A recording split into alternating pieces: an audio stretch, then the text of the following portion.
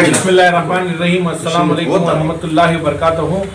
मैं server bag, मेरा serial number 5 है।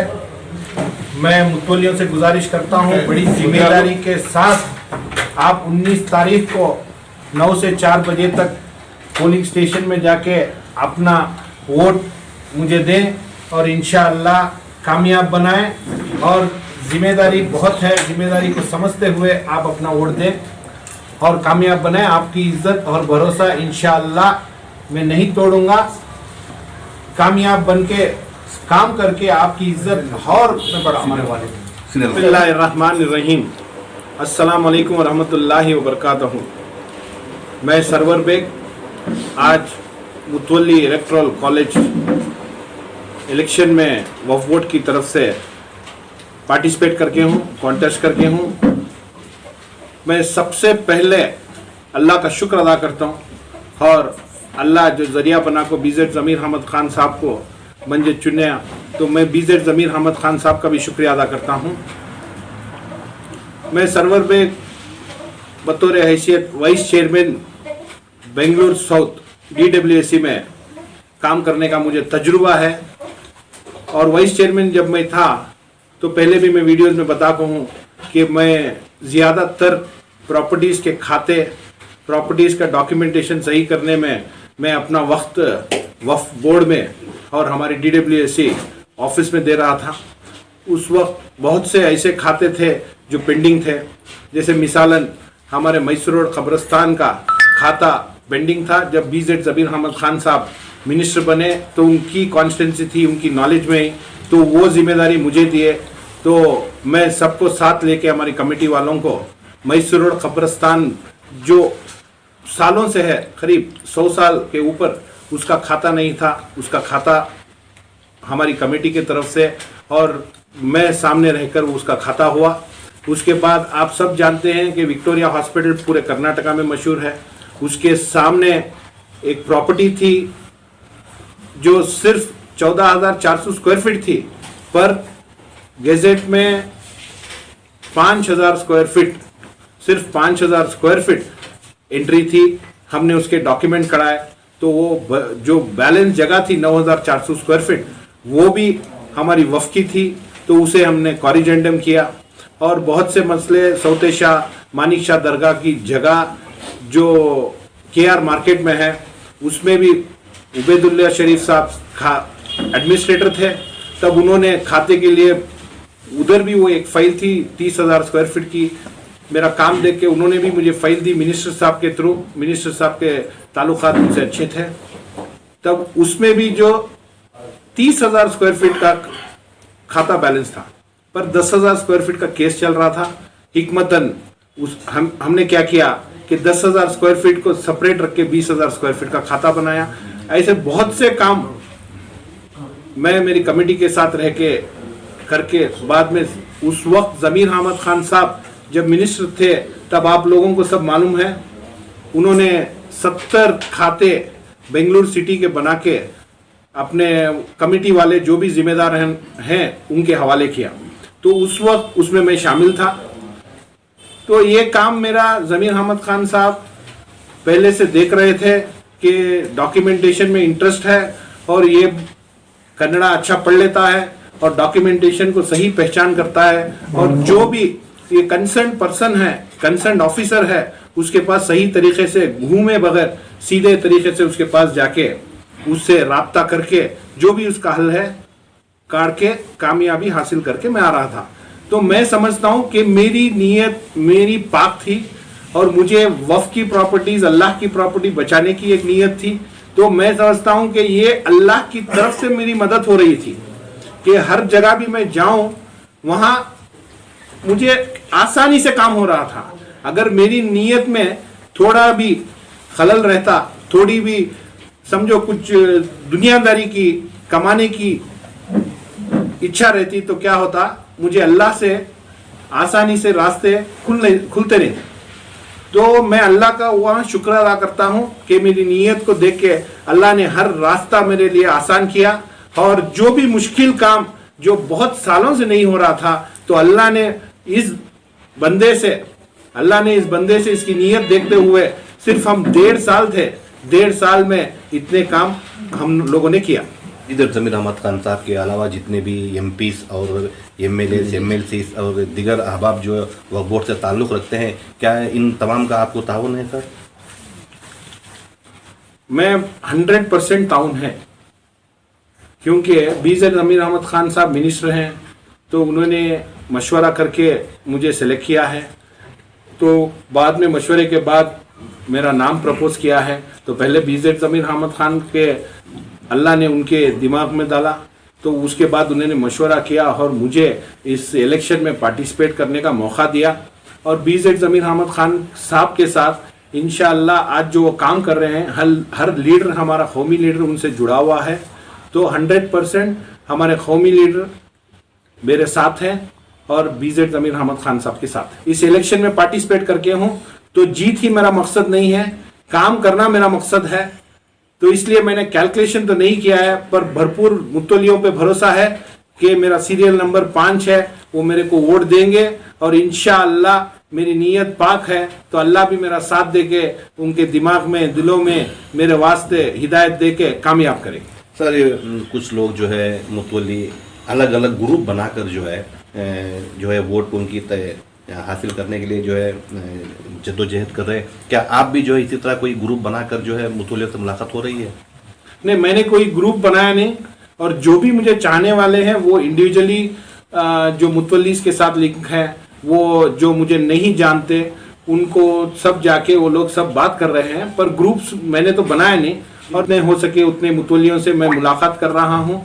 वक्त की कमी है और मुझे वफ़ में तजुर्बा है, पर मुतवल्लीस ऑल ओवर कर्नाटका है, तो मैं जितना हो सके मैं उतना जाके मैं मुतवल्लियों से मिल रहा हूँ। अगर 1-2 मुतवल्ली या मैं नहीं भी मिला तो मैं थ्रू व्हाट्सएप और थ्रू मीडिया, थ्रू जो भी है अपनी बात पहुंचा रहा हूँ। मुझे उनसे 1 to 1 बात करने से ज्यादा मुझे क्या है, मेरी बात मैं क्या करता था और क्या करना चाहता हूँ ये बात उन तक पहुंचे।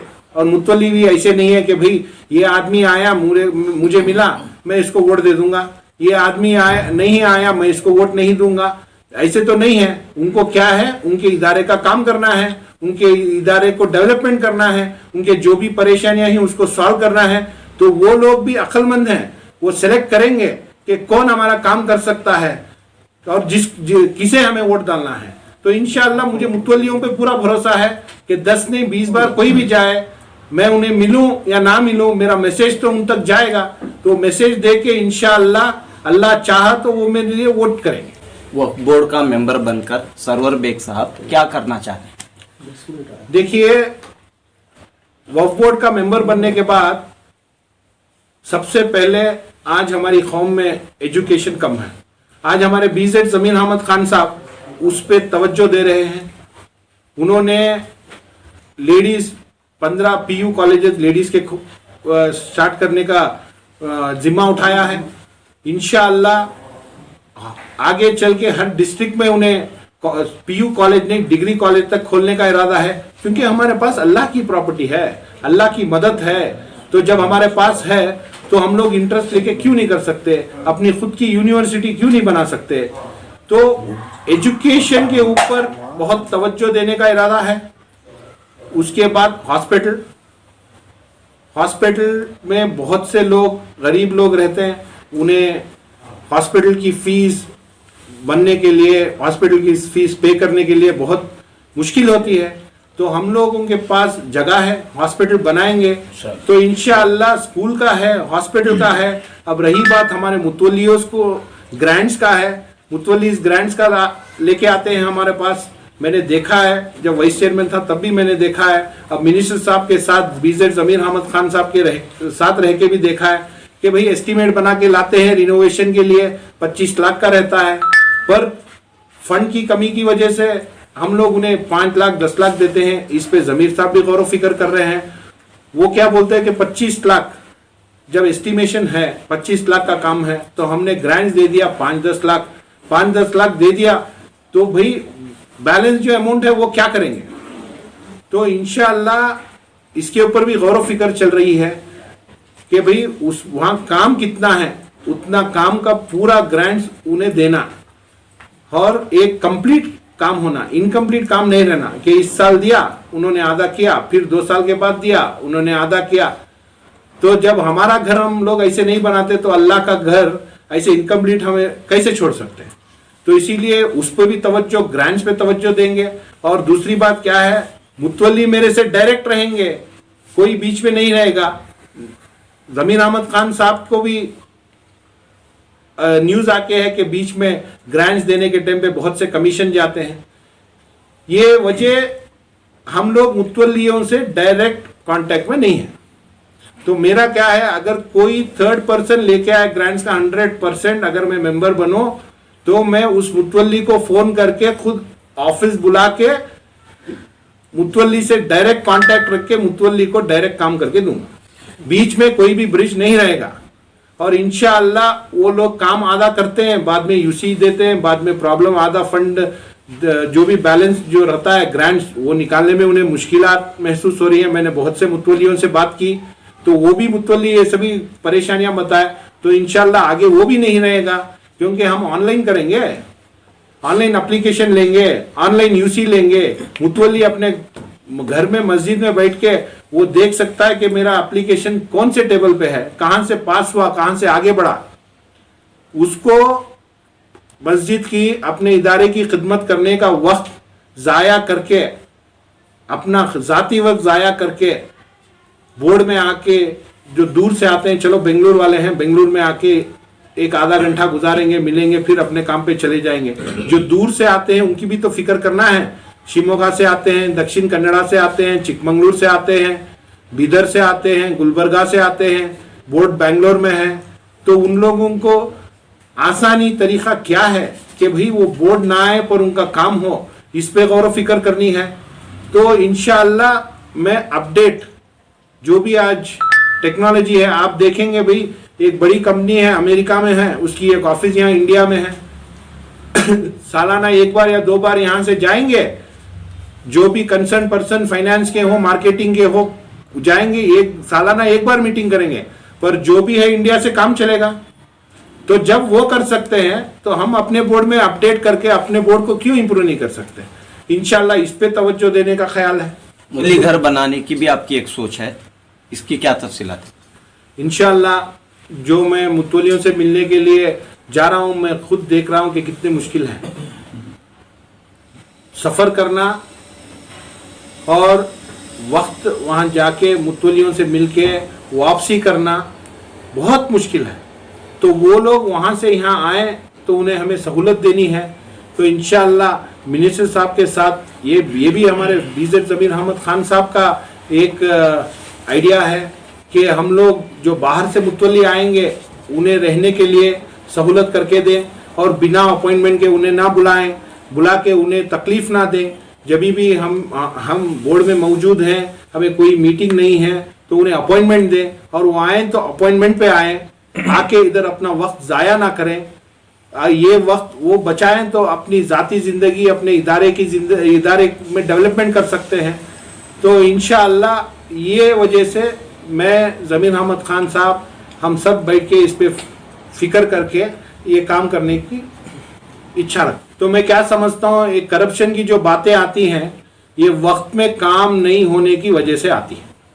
वक्त पे अगर काम हो जाए तो इस तरीके की बात नहीं आएगी। और अगर मुतवल्ली से डायरेक्ट कांटेक्ट रहे, बीच में कोई थर्ड पर्सन ना रहे, तो ये बात नहीं आएगी। तो सुनने में आ रहा है कि कुछ लोग जो है मुतवल्लियों को तोहफे के तौर के ऊपर नकद रकम देकर जो है वोट हासिल करने की कोशिश कर रहे हैं। क्या ये आपके साथ भी इस तरह हो रहा है सर? देखिए, मैं तोहफा देके या नकद देके हरगिज़ वोट नहीं मांगूंगा, क्योंकि जब मैं इतनी बात कर रहा हूँ तो उस पर अमल भी करना है।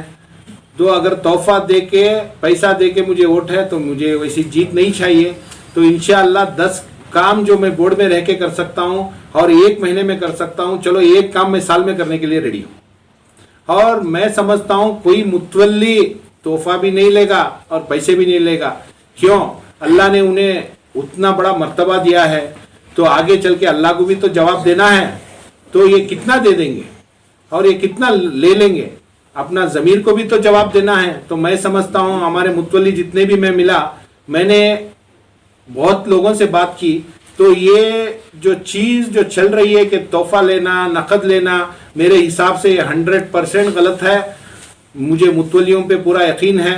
अगर ऐसे है, अब तक तो मेरे सामने नहीं आया, आगे भी आए तो मैं इंशाअल्लाह हार पसंद करता हूँ। मुझे ऐसी जीत नहीं चाहिए। और मैं एक अपील भी करना चाहता हूँ कि मेरा सीरियल नंबर 5 है। आप लोग सब 19 तारीख को इंशाअल्लाह दुआ करके, ये जो मेरा भाई छोटा है या मैं किसी से बड़ा हूँ, मेरे बुजुर्ग, मेरे छोटे भाई जो भी मुतवल्लियाँ हैं, वो लोग दुआ करके इंशाअल्लाह जैसे ये बात कर रहा है इसी तरीके से एक काम करें, क्योंकि मुझे फिर आगे आप सबके सामने आना है। ऐसे नहीं कि मैं बात किया, जीत गया और चलो भाई फिर वापस आया ही नहीं। फिर मैं आपको, आप सबके सामने आना है, यही इज्जत और यही भरोसा मुझे रखना है। तो इंशाअल्लाह आप अल्लाह से दुआ करके 5 नंबर मेरा सीरियल नंबर है, मुझे वोट करके कामयाब बनाइए। इंशाअल्लाह इज्जत और भरोसा हमेशा ज़मीर अहमद खान साहब का और मेरे मुतवल्लियों का हमेशा बरकरार रखूंगा।